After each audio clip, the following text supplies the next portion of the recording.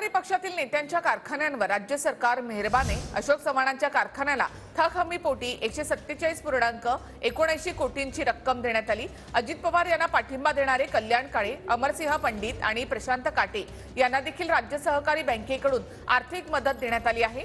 पंकजा मुंडे यांच्या कारखान्याला मात्र मदत देण्यात आली नाही, तर संग्राम थोपटे, अशोक बापू पवार यांच्या कारखान्यांना सुद्धा मदत देण्यात आली नाही। तर महाराष्ट्र राज्य सहकारी बँकेने मदत केलेले कारखाने कोणते ते आपण पाहूया।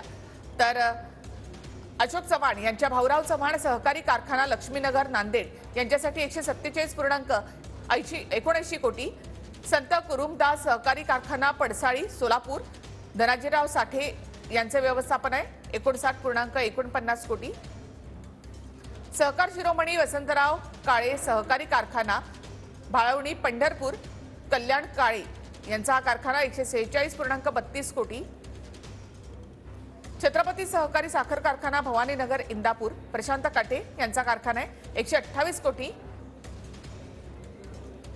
जय भवानी सहकारी साखर कारखाना शिवाजीनगर गेवराई बीड अमरसिंह पंडितांचा कारखाना आहे 150 कोटी, शंकर सहकारी साखर कारखाना सदाशिवनगर माळशिरस विजयसिंह मोहिते पाटलांचा कारखाना 113.42 कोटींची मदत।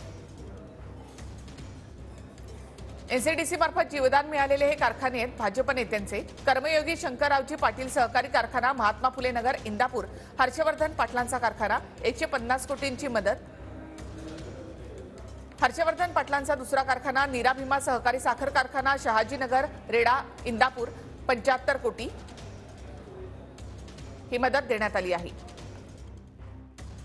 सत्ताधारी पक्षातील नेत्यांच्या कारखान्यावर राज्य सरकार मेहरबान, तर पंकजा मुंडे यांच्या कारखान्याला मदत नाही, त्याचबरोबर संग्राम थोपटे, अशोक बापू पवार यांच्या कारखान्याला मदत नाही भेटली आहे, परंतु सत्ताधारी पक्षामध्ये जे आहेत त्यांच्या कारखान्याला मदत झाली आहे।